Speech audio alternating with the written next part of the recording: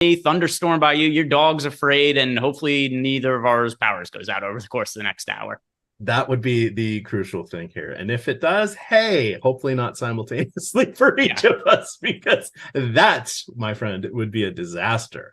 But we've got eight games. We have 6 games here tonight. Kind of a staggered slate, if you will. There is, let's see, 2 games at 7, and then an hour and a half break until 8:30, where we have 2 games. Then there's a 9 o'clock and a 10 o'clock. So fortunately, the sites are putting all 6 on the slate. We've got right now the Chicago Bulls are taking on the Los Angeles Lakers. Let me do a live look in on I said take the under on Kobe White's PRA of 31.5. He is at 17, and we're halfway through the third quarter. All right, that's feeling pretty good. He has been playing some insane minutes lately, but we have the main slate here.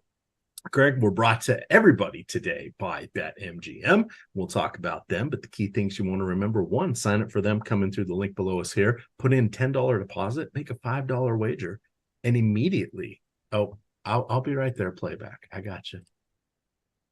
Are you muted over there? What's up, Playback? Give some love here. Give me the cold screen if you can hear me. I was trying to be all proper and stuff. It happens. In the meantime, when you make that deposit of $10, put in a $5 wager over there on BetMGM, and immediately you will get $150 in bet credits. Also, you'll also get a promo code that will get you 30 days of OddShopper Premium for free. So that's a pretty good deal. Finally in, but I am echoing. We'll work on that. Give us a sec. Mute. I'm not on YouTube right now. Thank you everybody for troubleshooting. I'm muted on Playback. You know what happened to you, EMac? You got so cocky with your technical abilities right before the show started, where you're telling Jacob what to do, like, yeah, you got to press this button, do this. I'm pulling up OBS and all that, and then you're like, I should quit while I'm ahead. You hit on a couple of things, and look at what you've done. Look at what you've done to yourself now. Very, very sad. Very, very sad. And because it's really important, because on Playback, that's where we're showing all and sharing all of the tools now. So you guys may have noticed that on Live Before Locks, we're not doing that on the YouTube channel. So if you want to see those, you can slide on into Playback. I will drop the link into the YouTube chat once I call that up, because again, I was not on YouTube. But hey, let's throw that into the mix now as well, because why not? Greg, any injury news that has thrown you off today? Is there any issues you're seeing? It depends what you mean by throwing me off. Like, do you mean players we're waiting on, players I'm concerned about, yes, or something else? I should have said pending news. Sure. So if we look at the pending injuries that are potentially going to be important, we do have Devin Booker's listed as questionable for tonight. Kristaps Porzingis is questionable, and there's so many players to roster from the Celtics that oftentimes if one of them is out, it doesn't make a massive difference. But you don't know what's going to happen if Porzingis is out. They could start Xavier Tillman. They could end up starting Luke Kornet again. So there are options they could go to change up their starting line, being an actual value play into the mix that we'd actually care about. So Porzingis being questionable, that could matter. That's kind of it, though. Trace Jackson Davis is questionable, but that's not really going to impact lineups in any kind of significant way. Devin Booker's the big one, and then Kristaps Porzingis could matter if he's out and the Celtics do something weird with their starting lineup. Yes, we just got that's Sunday's news. Why do they give us Sunday's news right now? I hate when that happens too. Anybody wondering, Yuta Watanabe, Jordan Goodwin, and John Conchar, the latter 2 are doubtful. Yuta Watanabe is out. Luke Kennard and Gigi Jackson questionable. For tonight, though, we do have Grant Williams starting. We have the Charlotte Hornets lineup already. So we've got Misic, who sort of disappointed a lot of us last night at the guard spot. You do have Dante Exum available for Dallas. Finally, he's going to be on a 20 to 25 minute limit. And you've got Cam Thomas coming back after missing 6 games with an ankle issue. He also is going to be on a minutes limit. Cam Johnson, not to be confused, is out. Luka Doncic will play. I think we're just probably going to see him on the injury report for the rest of the season. And then because all the stars want to be on the injury report, I guess, to show how tough they are, Jokic was on there with a bruised arm. He is expected to play as well. Kind of looking at the guards here, Greg. Mm-hmm. Where are you seeing do you see any potential traps? Do you see anybody that you want to have an overabundance on your lineup? The world is your oyster, my friend. So I'm actually running a sim. We got an ownership update right before the slate. So I'm going to have those results in a second. We could start with, because this is really easy. We could do Ace of Spades normal question here for DK Tier's best option. Just want to make sure that I don't say anything that would potentially change like 5 minutes from now. So we could start with the DK Tiers and EMac. I always am trying to get you into Tiers because I think the Tiers is like custom made for yourself, EMac. Have you gotten into playing a little bit more Tiers yet, or still not? Well, I play NHL Tiers every single slate. I play NBA, MLB Tiers every single slate. Love the correlation there. Stack the lines, stack the hitters where you can. I love it for football. I had to go away from it for basketball because Matt Gajewski's college projections have been so damn good. I've put my focus there that was going to Tiers over to college football college football and basketball. That has been rather profitable. I do occasionally dabble on the late slate Tiers because I'm still trying to get the perfect lineup. And if you get the perfect lineup, which I did do last year on DraftKings, you get some crowns bonuses. But I am very familiar with the concept. I vacillated back and forth over the years trying to determine if you want to look at like game stacks or anything like that. Ultimately, I think you really just want to put the best plays for NBA. It's otherwise you're getting extra fancy. You could go and they do a good job of putting the superstars together, but every now and then you might see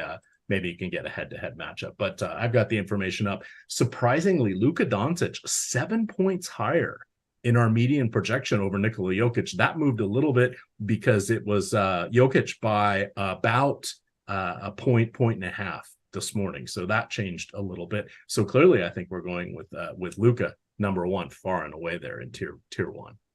Yeah. Tier one, very, very easily Luka. And also we'll talk about lineups in a second, but one thing, because Phil brought it up that Trace Jackson Davis is showing up a lot in the Sims. Yeah, I was getting to a good amount of them too now that it just finished running for me. So I guess the Trace Jackson Davis injury is going to be more important than I otherwise thought with being a smaller slate and kind of a lack of value at the moment. But yeah, tier one, that is Luka for me, EMac. All right. Tier two, I kind of like Emmanuel quickly going against Portland. Kyrie Irving does have about a point on him in median projections. And then quickly, if you need to do a bit of a bailout, you could always go to RJ Barrett, his teammate. He's a little bit lower in the median projections, but if you need a Hail Mary, and in tiers, you oftentimes can control the ways you gain against the field, that would be an out. So I kind of like the wiggle room getting to Emmanuel quickly. How do you see tier two? Yeah, so the player that projects the best is Kyrie Irving, but here's the problem. You don't really want to play a lot of lineups that have Luka Doncic and Kyrie Irving together. So if you're playing multiple lineups, sure, you could go some with them together, but if you're somebody who's just hand building one lineup, which I do think applies to a lot of the people who are watching our show, my preference here is going to be Emmanuel quickly because that is the player who is projected the next best for me behind Kyrie, and you don't have to deal with any kind of negative correlation with Luka. So if I'm looking to not pair Kyrie and Luka together, I'd rather get off Kyrie than get off Luka. So give me quickly in tier two.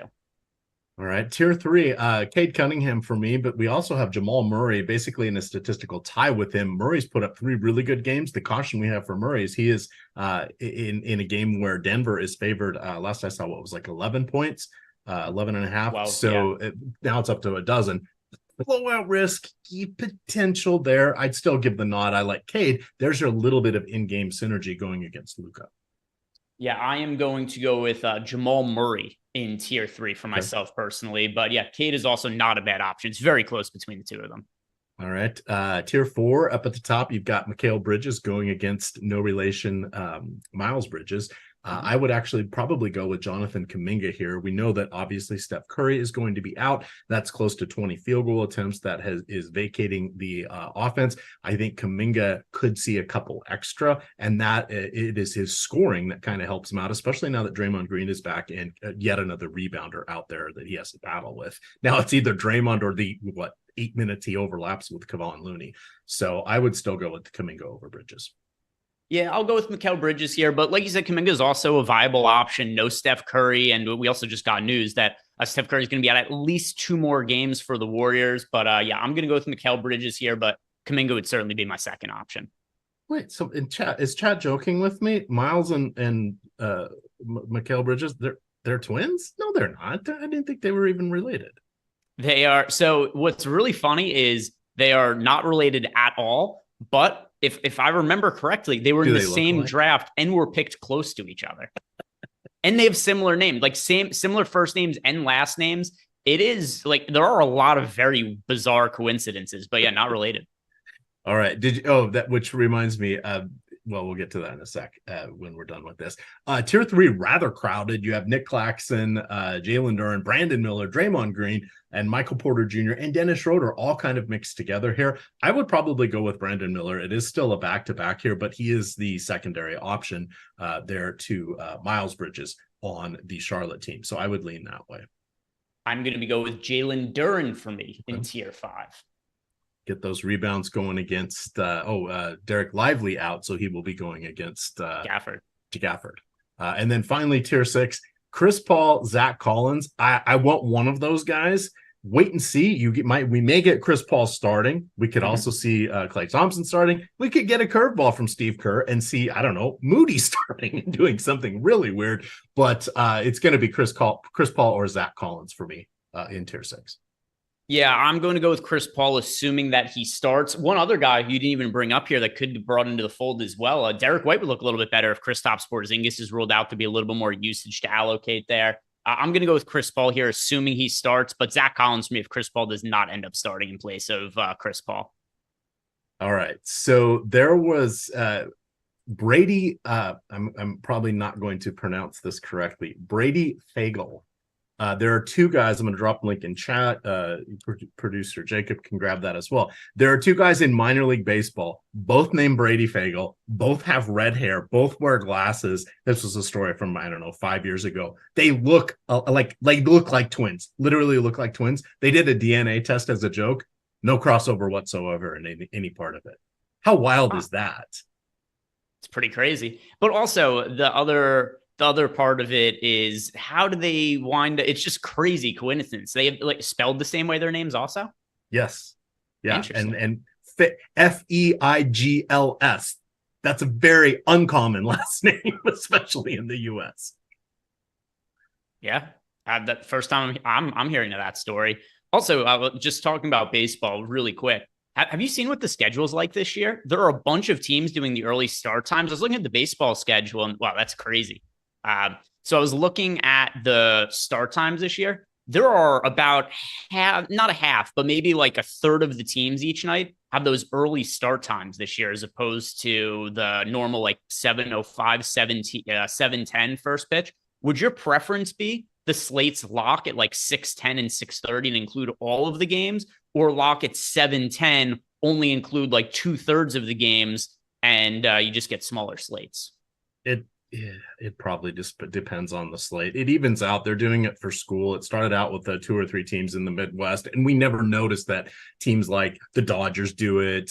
Seattle has done it in the past because they're the West Coast games, and you don't, weird that they're starting at 8:40 or 9:20 or whatever it is. You don't realize they're doing the same things out there. So it's become way more prevalent, and most of the teams have said they want it for school, B, it lessens traffic, and C, they go back to to it as soon as after Memorial Day. I'm kind of so I on one hand I kind of understand the school argument, but it doesn't impact basketball, and basketball is massively popular right now. So I'm not actually sure how much starting the game 30 minutes earlier, 20 minutes earlier matters. I would agree with you, but remember, some of it is the Clevelands and the Cincinnatis, so they're in the central time zone, so it's really earlier than expected. Yeah, for those teams, it is for sure. But whatever. Got that aside. We did get another super chat here. We'll move on before people roast me for start bringing out the pitchforks, talking about baseball. People are it's not even a baseball conversation. It's baseball adjacent, more so about start times in DFS. Pitchforks. They don't have the Trident anymore. They went to the Compass a long time ago here, Greg. For the Seattle is some of the coolest hats, by the way. Yeah, look at you. We do. Look at you. There we are. All right. Coach a Little League baseball game. Oh, I have coached Little League in the past. So there we are. DK favorites at each position. Would that be what you're asking? Thomas Ryan has utilized his member chat. He's been a member here for 3 months. Do you have enough run in your simulations? to Yep. answer. So for me at point guard, that is currently Jamal Murray at point guard. At shooting guard, by the way, if you wanted, we could go back and forth if you have a difference of opinion on anything. If not, I could just read it off. No, you can fire those off. Okay. Shooting guard for me, that is Derek White. So already liking Derek White now, he would look even better, like we said before, if Porzingis is out. Small forward, that is Jeremy Sochan for me at the moment. Power forward, that would also be Sochan. So let me see if there's somebody else at small forward. So small forward, I'm going to say Keldon Johnson, so that I could go with Sochan at power forward. Keep in mind, Wemby still out for the San Antonio Spurs. It's another spot we're getting a lot of value. Sometimes people kind of forget about that, where it's like, hey, the guy was out last game, but still out this game. Usually think about more the immediate impact of somebody getting ruled out in the afternoon. But for sure, the Spurs, a team that has a whole lot of value there. And then at center for me, that is currently Daniel Gafford, who is starting at center for the Dallas Mavericks, and no Derek Lively, which should increase the minutes floor and ceiling for Gafford there. He, to me, is currently the best overall play on the slate. Gafford is. Yes. Ooh, interesting. I would agree on DK. FanDuel, it's a little bit different. Well, it was a DraftKings question. No, I know. I wrote him up a little bit in the free article that's out there on DFS building blocks, but I did cover Gafford just a little bit and called out that he was only DK. He is coming in for 26.8 minutes. That feels about right. Some people or some sites I have seen have gone above 28. I think that is his ceiling and not a median projection, just having watched him in Washington, etc. He's a pretty good player at dunking, rebounding, playing defense, but he has a lot of in-game injuries when you start to push your chips in on him. It feels that way, but we'll see. Fingers crossed that does not happen tonight. By the way, something else, just talking about EMac's article.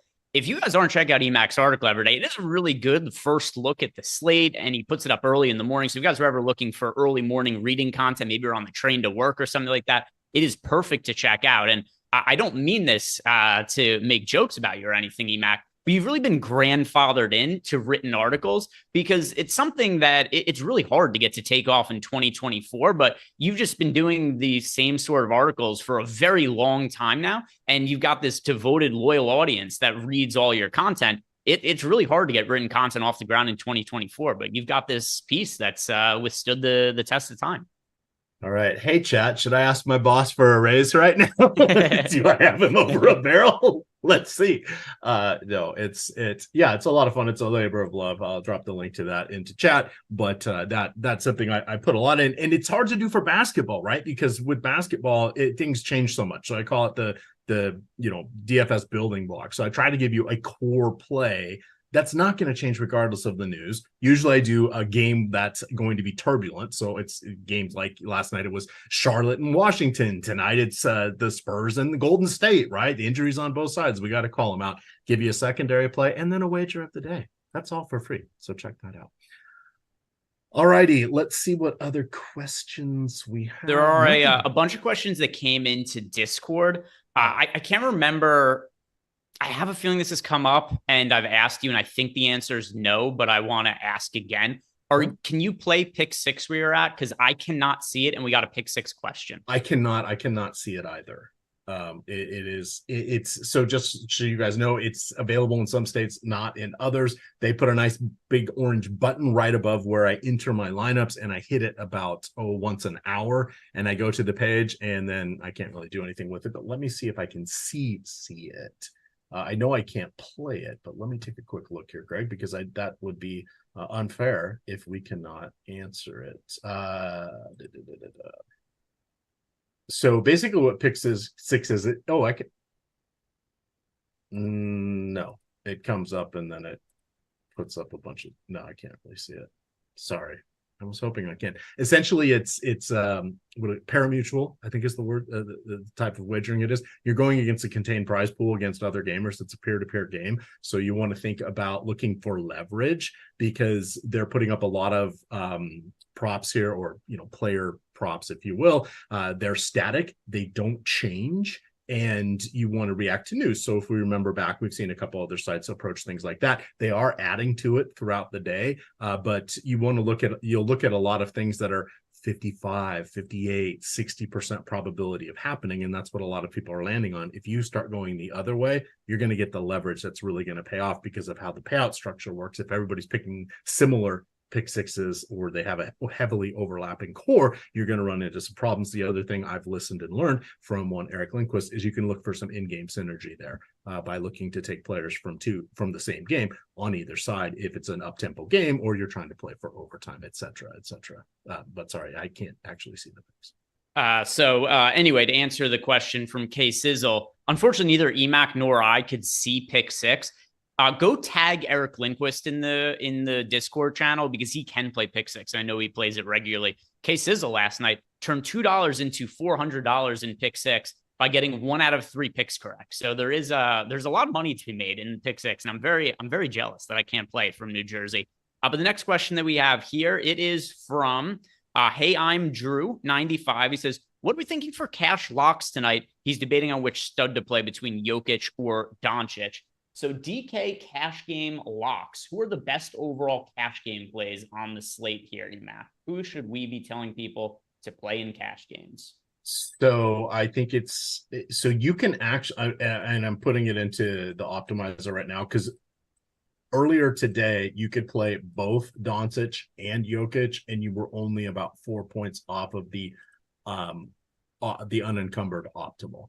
And Jokic ended up being in the optimal. Now we've changed their projections somewhat, and Doncic has moved ahead. He is also more expensive, so that is a bit of a wild card there. But give me a sec to upload that if you want to. So I wouldn't play either of them in cash games. Neither of them are popular enough. If it had to be one, so let's say more value becomes available and it's easier, then Luka would be the higher priority for cash games for sure. The other issue too, center's loaded today. We've got Zach Collins, we've got Daniel Gafford. It makes it harder to squeeze in Jokic for this slate. But as far as players who I'm going to consider that you should absolutely be playing in cash games, that's going to be Daniel Gafford, Jeremy Sokan, Jaden Ivey, Jamal Murray, Zach Collins. I think you should be playing Collins and Gafford together in cash games. So those are a couple of players I think you should absolutely be playing in cash tonight. Yep. So it ends up that Luka has surpassed Jokic when you're building with an optimizer. And now if you play both of them, there's enough other value that's popping up from some of the Denver players, as well as Gafford now that we know he's starting, that optimal is 10 points different than what it was this morning. So you are correct. Playing both of them fool's errand at this point. I agree that going to the center value is the key. So those are the players I think that we should definitely be playing in cash games. And I think we got a couple more super chats there. So EMac, you're the host. I'll let you steer the ship. Do we want to answer some more of these Discord questions or super chats? We'll hit the super chats real quick and then we'll get back to the Discord. So a little late, Brian is asking for DK tiers. If you can rewind, we did break it down in some detail. If you can't rewind, because not everybody can rewind here, Luka Doncic is tier 1. Greg went with Kyrie Irving Greg went with Miles Bridges in tier 2. I went with Emmanuel quickly. Tier 3, Greg went Murray. I went Cunningham. Tier 4, I believe we were discussing Kuminga and Bridges. Tier 5, Greg went with Duran. I don't remember who I said. And then tier 6, I wanted Chris Paul or Zach Collins. You can get a decision point and you'll know since they're both in the same games, you'll know if Chris Paul is going to start or not. But there's your quick rundown there. And then a fan for longer. FanDuel plays for both. Wasn't there? He asked for our DK favorite values on the slate, right? Okay. Yep, you can hit those. I'll look at I'll pull up FanDuel single game here. So overall favorite values for me on the slate. If you guys are, what are we considering value here, Matt? Give me a price range. 5,000 or less. Okay, 5,000 or less. Gafford, Trace Jackson Davis. I know that they're both centers. Let me see if there's somebody who I'm getting to a decent amount of that is not a center at a cheap price point. Right. I'll sort by exposures and by salary. All right. So Gafford, Trace Jackson Davis. Man, there's not like a super cheap player who's a backcourt guy that I'm really liking for tonight. It's just a lot of big men. So Isaiah Stewart is power forward eligibility. I think he's worth getting to on this slate, but once again, another big man. I'll say those three, though. Daniel Gafford, Trace Jackson Davis, and Isaiah Stewart. All right. And then quickly to answer Almost Made's member chat here. FanDuel plays for both showdown slates. Jason Tatum is just popping as the top option, top multiplier. The star multiplier is vacillating between Jaylen Brown and Kristaps Porzingis. Remember, Brown, I think, has the questionable tag. And then it looks like Yusuf Nurkic is coming in as the best point per dollar option. You got to get about 12 lineups in before Kevin Durant pops up. So that's kind of your core there. And then the Toronto and Portland game, of course, we're missing a lot of stars there. It looks like it would like you to put Quickly or Anthony Simons as your number one. The other is the number two. And then RJ Barrett popping a fair amount as the next best Portland play, and somehow Scoot Henderson. So make sure he's in. He's carrying a game time decision with the thigh, but Scoot Henderson is popping up as a non-multiplier play, but on most of the top 15 lineups. So, you had lineups built out for all the showdowns. I don't for FanDuel and DraftKings, but I could run these really quickly through here. But one thing that you have to take note of is that in that Celtics Suns game, we have Devin Booker questionable as well as Kristaps Porzingis. It is really hard to draw any kind of conclusions until we get that injury news there almost made. So I did run lineups just when the question came in, didn't have them built in advance. But keep in mind, this is currently assuming that both Porzingis and Porzingis and Booker are in. It changes if that ends up not being the case. But MVP, I got to the most of Jason Tatum. Star would be Jaylen Brown. In the pro spot, Drew Holiday. And then for some of the utility players, Derek White showing up in lineups, Yusuf Nurkic. And then if I run lineups for the Portland-Toronto game, I assume those were the two he meant.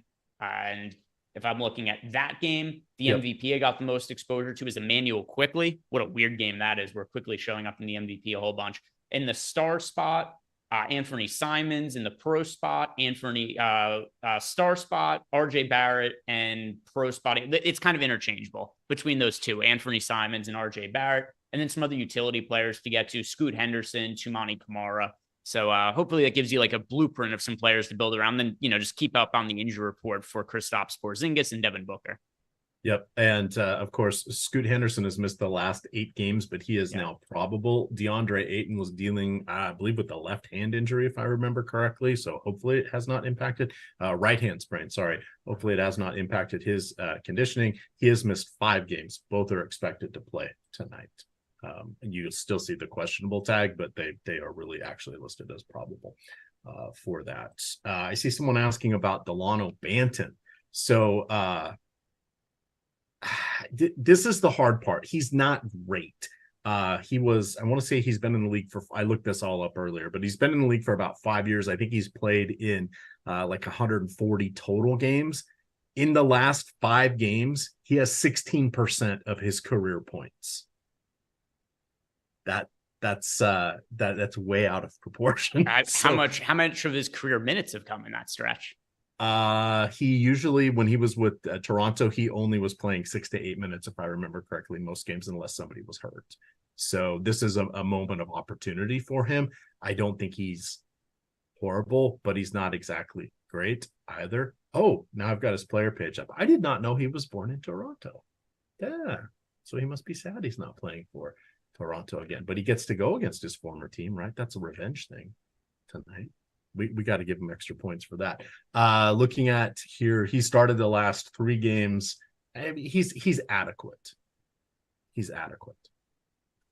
And by the way, I see somebody, you started in school. No, he's amazing. He's one of the best basketball players there is in the entire world. He's just playing with a whole bunch of other players that are slightly better because they are better of the best basketball players in the world. So there's a couple things working against Delano Banton on this slate relative to other slates.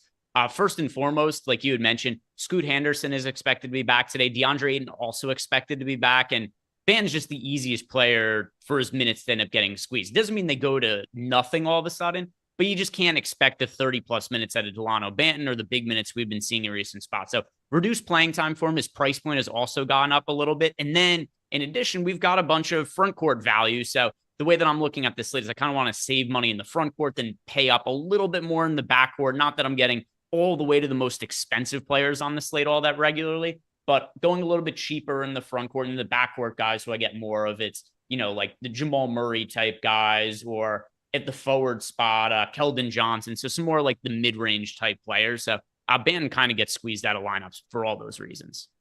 All right, so we've got one more super chat here. Sean gifted us $4.99. He says, "Hey, favorite value plays on DK." We just hit that. Don't worry, we will hit that again. There should be one more news dump that's coming in because the latest injury report should drop in the next couple of minutes. But he does say, "Do you have any love for the Jazz tonight? Not actual Jazz, but the Jazz players." Greg, we do know that Walker Kessler should return. I think he's missed 4 games with a sprained foot. Markkanen is still out, as is the rookie Taylor. I can't think of his last name. Starts with an H. Hendricks. He is out as well. What do you like from Utah? And then we'll see what happens with the news dump and talk some more value play. Yeah, so first, favorite value play on DK, that's pretty easy. Daniel Gafford. Pretty easy for me. As far as the players I'm getting to from the Jazz, that is nobody really. I don't think it's a great spot to be targeting the Jazz. A lot of the prices have come up now. John Collins is $7,300. Walker Kessler, $5K. Sexton, $7,300. Clarkson, $6,800. Keontae George is up to $6,700 now. So these kind of price points, nothing really looks all that appealing. I understand that Markkanen remains out for the team, but they're priced for it at this point. And yeah, even for a 6-game slate, we do have some value options to look at. So nothing that I'm really liking from Utah all that much, nor does the field. The most popular player on the entire team is John Collins. He's projected for 4.4% ownership. We've already talked about all the value I have in the front court. It's hard to prioritize Collins over guys who project similarly that are like $2,000-$3,000 cheaper than him.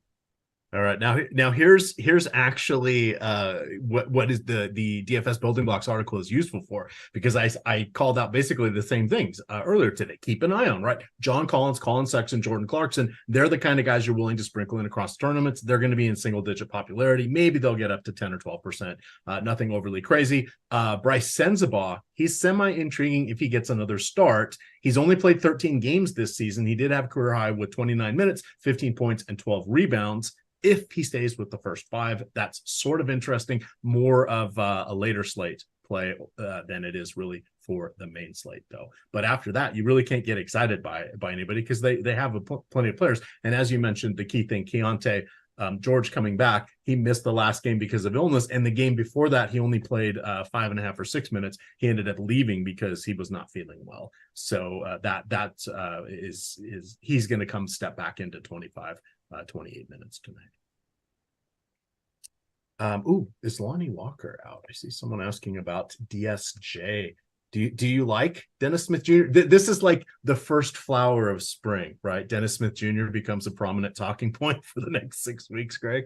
Yeah, so there's not really compelling reasons to play Dennis Smith Jr. tonight. So he did draw the start last game, and it was kind of weird though, right? Because he ended up having a decent fantasy game for his price. Didn't really like blow anybody away or anything like that. But still, even though he's out for today, they end up going with Lonnie Walker as the starter in the second half, which also kind of made it hard to know what to expect from Dennis Smith Jr.'s minutes, even though Lonnie Walker is going to be out today. It's if a player starts the first half, doesn't start the second half, it's kind of hard to have a real confidence in minutes for them. But most importantly, Cam Thomas is back for the Nets. That's a lot of usage to fill. He's apparently not going to have a minutes restriction. So that really takes DSJ out of play. Oh, I wanted to call. I think Thomas is going to have a minutes restriction. 20. I thought it was. By the way, Porzingis is out. I thought they'd said that Thomas won't have one. Did I read that wrong? No, I could have confused it with eczema as well, but I thought Thomas did. In any event, Thomas has missed 6 games, but to the point. By the way, yeah, I'm incorrect. Cam Thomas will have a minutes limit, but I don't view it as being like 20 minutes or anything like that. And any minutes he gets still is going to have to come away from Dennis Smith Jr. That's fair. See, I'm old school. I think, I just, in my mind, when they say minutes limit, I'm thinking, oh, half the game, 25, 26. But you're right. You're skeptical. You were the one that got Doc Rivers Glenn disbarred. He no longer can practice medicine. He is now Glenn Rivers due to your fine work, Greg. Yeah. I mean, Cam Thomas, I'm expecting like probably 26 minutes, but on the high end, maybe like 28, on the low end, 24. But still, like I said, high usage guy, and those minutes are coming from somewhere. So no Dennis Smith Jr. for me. All right. I want to remind everybody quickly, the presenting sponsor here is BetMGM. And that is important because, one, we like to get deals. It makes things good. It makes things fun. If you come in through our links, we also get a little hat tip from these sites, which allows us to continually put out free content for you. So if you go to the YouTube description and you'll see the BetMGM link here below us, I will also drop it into chat here. But the current deal is if you sign up through our link, you will put in $10. It's a minimum $10 deposit. You make a $5 wager and you get $150 in bonus bets. A lot of sites do that. FanDuel does it, but you got to win your bet to get that 150. They're just going to give you the 150 here on BetMGM, and you're going to get a full month of OddsShopper Premium for free. You're going to get a coupon code from that as soon as you make your first bet. Typically, the BetMGM stuff pops up as a screen. Don't worry if you don't grab it. It goes to your BetMGM inbox, which is available on the website, which is where they house all of your promotions as well. So pretty slick over there at BetMGM. That is one of my favorite books to go to here. Do we have an update yet for no Porzingis? No. I mean, that just came out. We will get to that. Chad is asking for that. Hey, we can work miracles. Immediate miracles, a little tougher. Yeah, it'll be. I mean, the Porzingis news just came out. It'll be like a couple minutes, and we'll have the Porzingis update, and then we could give a little more insight into that. But I really also want to know what the starting lineup is going to be for the Celtics, because it's also kind of hard to know exactly what we might want to prioritize from Boston until we get that starting lineup and know exactly where it is that they're going to end up going. All right. Like Al Horford makes the most sense to start at center, but it's not like they have to do that. Yeah, maybe. You had mentioned, do they dust off who was it? Tillman? They could go to Tillman. They could go to Cornette. I do think Horford's the most reasonable option. If I'm like fairly certain they go to Horford, but who knows? The Celtics already solidified as the top seed. Maybe they want to limit Horford's minutes going into the playoffs. I would anticipate Horford starting. And we just I don't know if we just got it, but the Dallas starting lineup, you see somebody asking about it in chat. It's Doncic, Irving, Derek Jones Jr., PJ Washington, Daniel Gafford. So the new front court. Pistons lineup popped up, exactly what we expected. Cunningham, Ivy, Ozzier Thompson, Isaiah Stewart, and Jalen Duren. That's kind of their new standard lineup there. And then we already mentioned the Nets, but just to throw that out there one more time, Dennis Schroeder, Cam Thomas, Mikal Bridges, Dorian Finney-Smith, and Nick Claxton. Smith is off the bench. So as far as Al Horford retracted goes, that one. Horford's wildly different looking on DraftKings compared to FanDuel for a couple of reasons. First, FanDuel, Horford is center only eligible, and he's $5,400. That makes him way more difficult to get to on FanDuel. In DraftKings, he's $4,700 with power forward and center eligibility. For the season, we've seen Al Horford make 23 starts. He's averaging 31 minutes per game as a starter. So if he does start, we could expect right around 30 minutes from Al Horford. That would immediately make him a very, very strong option on DraftKings and playable on FanDuel, but not nearly as good as he looks on DK. All right. I don't know if you heard, Brooklyn released a new starting lineup. Smith's off the bench. So the new starting lineup is... It is... Schroeder, Thomas, Bridges, Finney-Smith, Claxton. All right, yeah. Makes sense. Let's see here. Did you know that Chris Williams once again gifted 5 Stochastic memberships?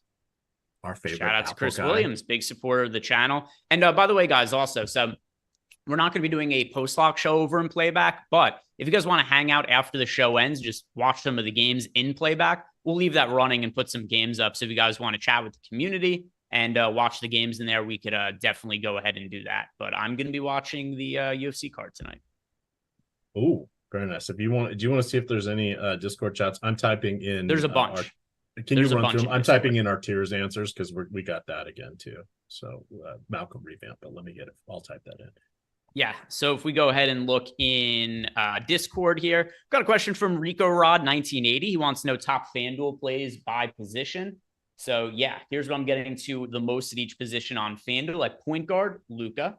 Shooting guard, that is Cam Thomas. He is $6,400 on FanDuel, so price down a little bit. I know that he is going to have some sort of minutes limit, but still he does project fairly well for us. And it's encouraging that he starts. So like, I don't think that we see 38 minutes out of Cam Thomas, but 30 minutes out of him in a plus matchup, I do, or even 28 minutes. I think he's playable at that price point. Ended up getting to a good amount of exposure there. If you're not comfortable with his minutes, Anthony Simons, I got about a comparable amount of exposure to him.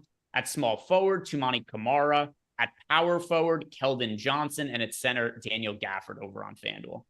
Although actually, still going to be Gafford. All right. We got another super chat here. Best price range to get to on DK lineups. So it's really top heavy tonight. So if you want to hit on how to approach that, and then he's also asking best 3K, 4K, 5K options. So throw in a couple punts. We should get that update yet. All right. So by the way, projections just got updated just 30 seconds ago. And we put in Al Horford for 29.5 minutes, which on DraftKings has him with a fantasy point projection of 24.5. Certainly makes him playable at $4,700. And then over on FanDuel, Horford's projection comes out at also about the same mark, 24.5 at $5,400. It's playable, but like we said before, much less appealing on FanDuel than DraftKings. We also got Malcolm Revamp asked us about DK tiers. Is that what you were typing? That's what I'm typing in. Okay. We can read it off for him as well. But yeah, we've got a new record, 3 super chats for DK tiers. People are really interested. But I shot him 6 times. All right.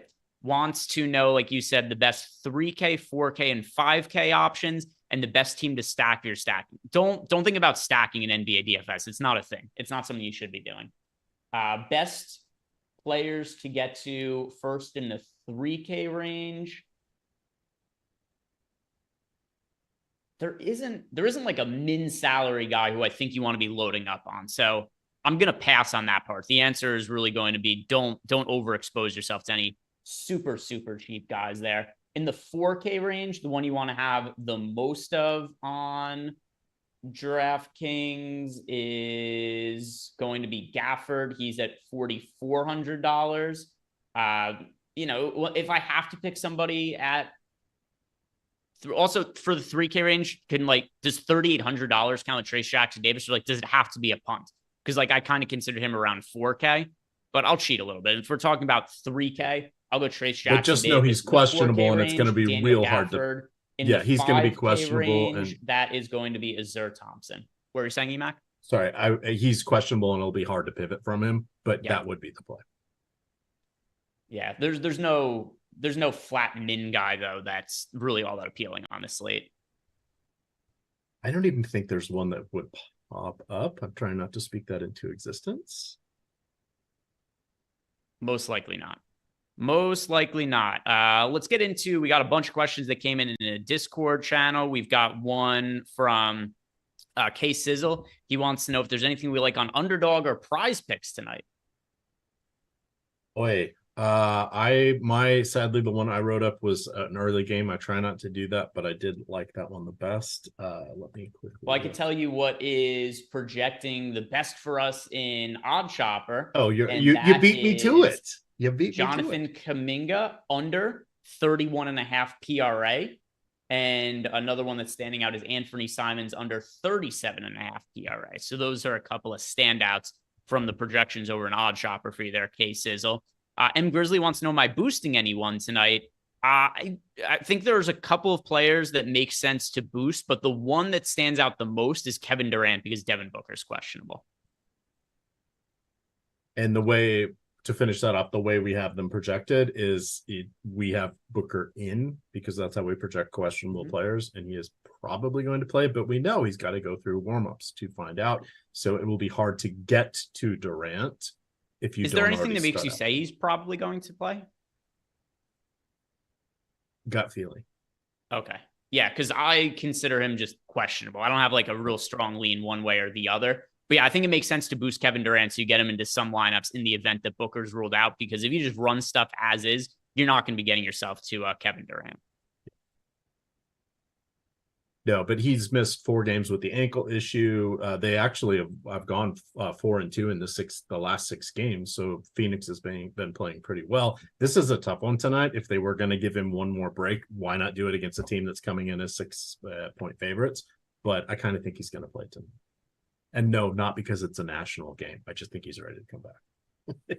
And then we got another Sometimes we have to call out those narrative reasons, Greg. This is going to be a very easy question to answer. Monkey Prick asked us, what are the odds of Porzingis playing? 0%. 0%. 0.0. Would you agree with that one? I think we could find a pretty easy common ground on that question. Oh, I thought you were calling out Lindquist. No. That's not one of your little nicknames for him? No, I don't call him Monkey Prick. I call him Little Prick. It's totally different. Totally different. Okay. Sorry. Yeah, sometimes I get the bananas that's his name confused. in Discord. I'm not calling anybody names. His name in Discord is Monkey Prick. Chris Paul starting officially. We got him in. Okay, so the Malcolm revamp, I would go with Chris Paul over Collins in tier 5 or 6, whatever that was. That was my slash number. How do you? So here's this super cheap guy, Gary Trent Jr. We have a bunch of Discord questions. Oh, sorry. Can you go ahead and rattle them off? Yep. Einstein wants to know what we make of Nick Claxton today. The problem with Claxton is opportunity cost. There are so many good centers to get to on the slate that it's really hard for me to prioritize Nick Claxton, because you're foregoing getting potential exposure to Trace Jackson Davis. You're foregoing getting potential exposure to Daniel Gafford. And that's just not really a trade-off I want to make. No, we've got Al Horford as a potential consideration as well. And there we go. By the way, Devin Booker ruled out today. Oh, God. All right, tomatoes. Throw the tomatoes. By the way, we never get news from the Suns this early. I'm convinced they did it to make you look like a goofball. They did it. It's like you just talked about it. Like you said, I'm confident that Devin Booker plays, and then they're like, not so fast. We're just ruling out to make EMac look like an idiot. Like 2 minutes later. Like I need help with that. Cheapers. All right, whatever. We haven't talked a lot about that Portland game, Greg, sort of the late night hammer, if you will. Well, we should talk about Devin Booker being out. Okay. We only got 12 minutes to go until lock. So I'm going to pull up the on-off court numbers for the Phoenix Suns right here, so we could really start to look at what this team looks like. I'm guessing Beal's going to be just over 1 fantasy point per minute without him. I think Durant goes up to about 1.3, but they are going against one of the best defenses in the league. Boston does lose a little bit of flexibility there with Porzingis on defense, but they're still pretty amazing. What do the numbers say? Yeah, so no surprise, leading the team in usage. Kevin Durant this year, 34.7% usage with Devin Booker off the court. You're going to want to be interested in that for sure. If we go ahead and look at the fantasy implications, 1.41 DraftKings points per minute for Kevin Durant, 1.38 FanDuel points. The price point on KD tonight, he is $9,700 over on DraftKings. On FanDuel, we have Durant priced at $9,900. So it's clearly not an ideal matchup for him against the Boston Celtics, but Kevin Durant is a player I consider to be somewhat matchup proof. There's no real defense for his jump shots. If he's making shots, not like there's something a team could do. Honestly, the player who's most equipped to be able to defend Kevin Durant on the Celtics is Kristaps Porzingis. He's out tonight. So I think Kevin Durant now becomes a pretty high priority spend up option to want to get to, and benefits to other players as well. Bradley Beal, a little bit of a usage bump, Yusuf Nurkic, Grayson Allen, but the real priority here is going to be Kevin Durant. I guess I'm gonna have to figure out how to boost him, Greg. Well, I know how to boost him, but I'm chalk donkey. I'm nervous about it. Thank God we have the Sims that can set me straight, though. It'll be helpful. And by the way, we already got a projections update in here, and we now have Kevin Durant for 49.08 DraftKings points, and over on FanDuel at 47.87. So Kevin Durant, definitely somebody who we want to get to now. All right. Let's see if we got any other surprises. Nope. Booker Paul looks like the last of the news. As you mentioned, we have 10 minutes to go. No super chats have come in. Any more Discord action there? Yeah, we've got a bunch of questions here in Discord. Away, sir. This is a question that we also got a little bit earlier, which is Dome Favors. We got some silly names popping up today, Mac. Dome Favors wants to know, any Banton love? Any Banton love? No, we got a question about Banton before, and no love for Delano Banton on this slate. And then a question from Morning Napalm, who wants to know, what is our take on the minutes and what we're expecting out of DeAndre Ayton? Don't play DeAndre Ayton today, coming back from an injury, and there's no real need for them to run him into the ground when you consider that the Blazers are a team that is not really trying to compete. So I would say like the ceiling for minutes for Ayton is probably somewhere around 30, but he's likely going to be less than that. And then something else you have to consider, same thing before, we got asked about Nick Claxton. There's an opportunity cost to playing other guys at center tonight. So that would be a no for me on getting DeAndre Ayton. Then Einstein wants to know, is Chris Boucher too thin of a play today?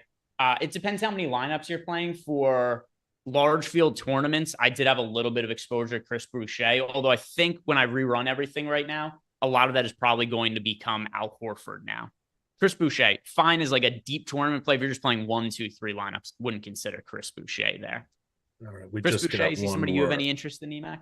No, not Boucher. I like where I wanted to go is I'm ambivalent on Blanton. I'd rather go with Gary Trent Jr. I know slightly different price points. It depends on what site you're playing on, but I would prefer to go. I know they're on opposite teams, but this is a double remember me game because they each played for the other team. That doesn't get us any fantasy points, but I like Gary Trent Jr. because he can just jack up all the shots he wants with everybody no longer. Trace Jackson Davis is in, by the way. Okay. There's your $3,800 play on DraftKings. Let's see if we have, were there any super chats there? There's one that came in. How much Luka do you have? I will probably have 50% is my guess. All right. So I have 100% on draft lineups in Yahoo, here. my only line. And yeah, Luka showed up in a lot more lineups for me now, considering the most recent news update that we had. So Luka, much easier to get into lineups now than he was, say, like 20 minutes ago.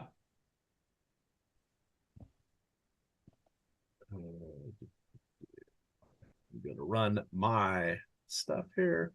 Firing up the old Sims. We have 7 minutes to go. We mentioned that BetMGM is offering a deposit 10, make a $5 wager, get $150 as soon as you make that $5 wager, plus you get a month of Odd Shopper. Talked a little bit about Odd Shopper. We've got the lineup generator. The lineup generator bundled all together for all the sports. Baseball is right around the corner. We get that 2-game series, the Seoul series that they're calling it, in Korea, and then a week off. And then pretty much everybody plays on Thursday, March, I want to say 28th. No more. I like it now that there's not that 1-game Sunday night thing before we get into the good stuff here.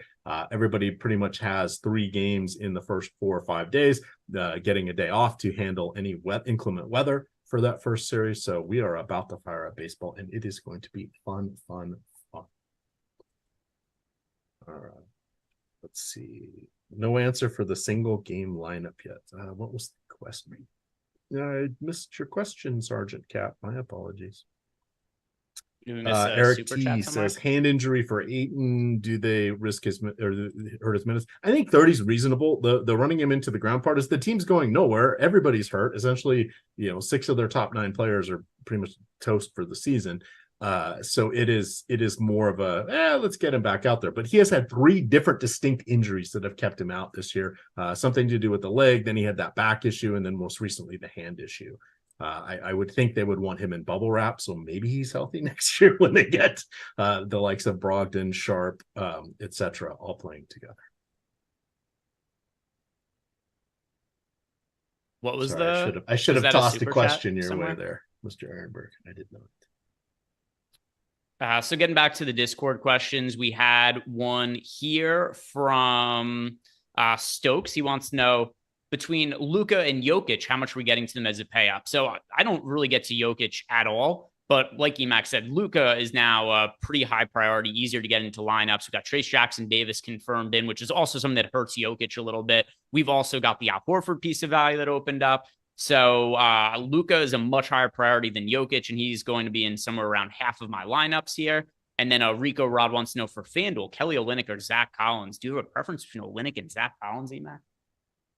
God, I actually went Olynyk on my Yahoo lineup, and they have the same scoring, 3 points for blocks and steals. I would probably go Zach Collins on FanDuel. You can play him. Both of them are power forward eligible, but I feel a little bit better about Collins there. I may still maneuver that around on Yahoo because I also have Ayton in my utility spot here, so I suspect I'm going to tweak that after the lock. The only guy I have in the early game is on that lineup is Doncic, so I had a little wiggle room to go back and correct that. But I lean slightly more. We know more about Zach Collins. I would say secondary play would be Olynyk. I would say Olynyk probably has the higher upside. He has a better chance of getting to 40. I think Collins has a better chance of getting to 30. As odd as that sounds, but that's sort of the Olynyk's more of a boom bust player. I don't dislike either, but we're splitting hairs. Yeah, I lean towards Olynyk. We got him projected a fantasy point and a half higher, so I will go towards Kelly Olynyk in that 1v1 there for Rico Rod. And then CJ Cashing wants to know if we're getting to Grady Dick or Agbaji today. No, and the answer is no to either one of them. How much Gafford are you going to go with? I'm getting 90%. Yeah, not needed. Not needed to get to either of them. And then Heflove wants to know Kuminga or Draymond as a last man. And I prefer Kuminga. I think that he has more upside. He's going to be the higher usage guy as well. Draymond Green has the ball more in his hands in the absence of Steph Curry. We've always seen over the course of his career, his assist rate could jump without Curry, with him initiating more of the offense. But there's no big usage bump that goes towards Draymond Green. There's no scenario where you go like, oh my God, Steph's out. Draymond Green's going to be a 25, 26% usage guy. It's just not something that's really in the cards for him. So Kuminga, the player who has more upside when you consider that there's more of a usage spike going there. How much Gafford did you get to? He's in all my lineups. Oh, okay. All right. So I'm uploading my lineups here. Apologies for the dead air, gamers, but good. Most important is that EMac has his lineups all set and uploaded there. Let me double check to make sure there was no super chats we missed and no questions in Discord, which there are not. I'll let you guys know that in terms of injury news, we're pretty well set at this point, because what it was that we were really waiting on coming into the show, Devin Booker already been ruled out. They did it specific. I think Devin Booker was planning on playing, but then he heard EMac's take. He's like, got to make this old man look like an idiot. So he ended up sitting out. And then we had Kristaps Porzingis. He was questionable heading into the show. He's out as well from that same game. And then we had Trace Jackson Davis, who was questionable, but he is going to be in, which is good, because EMac did bring up a pretty good point before, which was that if Trace Jackson Davis was going to end up being a game time decision and he got ruled out, he would have been fairly difficult to swap off of. So him being in, that definitely leaves a little bit more clarity on the situation. And it is a good scenario to be getting to him as a tournament option as well. So we're all set on injury news. There's nothing else we're waiting on. And Chris Paul is starting in place of Chris Paul. Chris Paul starting in place of Steph Curry, who's out with an ankle injury. So that pretty much covers everything here heading into lock. Did you get those lineups uploaded, EMac? I am right now. Okay. If you guys haven't done it yet, because we are right about at lock, do us a big favor, like the video, subscribe to the YouTube channel. Jacob, if you wouldn't mind dropping the playback link into the YouTube chat, because when the slate locks, which is right now, we are going to be going off the air. EMac's got to go get dinner, probably sleep in the next hour or something like that. I'm going to be watching the UFC card. So we're not going to be doing a post-lock show and playback, but we are going to leave it running so that if you guys want to watch games in there, that is certainly something that we could put on for you guys to watch in there. And you guys could also chat amongst yourselves as well. SGT Cap just left us a super chat. Best single game lineup for Boston. So you're really going to get to Durant a lot now. You're going to want to strongly consider Bradley Beal. They have been willing to give him more minutes. And then I still think Tatum is the #1 multiplier spot. And by the way, over in playback, I just put the Dallas-Detroit game on if people want to go over there to watch it. What if I want to go over there to watch it? And you could as well. You're already there. You could just stick around. I know. I'm trying to figure out how to add the other games. Oh, I could do that. It's not difficult. So what you do is see like that thing that kind of looks like a calculator. Yes, the live TV is what we want to click. Yeah, so you just do that. You click the plus, then you just select the game and then add. So now nobody knows what the hell we're talking about. But now, EMac, you'll see the games on our list here, and you can just select whichever one you want to put on from there. I'm lining them up because I will pay a little bit of attention tonight. I do not have the superpowers to adjust everybody with the VIPs, but I will make sure. Yep, and I'll do that. I'll do that as well. So as soon as we finish here, which was like 60 seconds ago, I'm going to go reallocate some of those VIPs in playback. All right. With that, we're going to slide on out of here. Fire up that BetMGM. Get in there. We got March Madness right around the corner. You're going to want to take advantage of that offer because it's also going to get you a free month of Odd Shopper. You can follow Greg on Twitter at @Ehrenberg I am at EMac DFS. Of course, it is stochastic_COM. With that, gamers, good luck.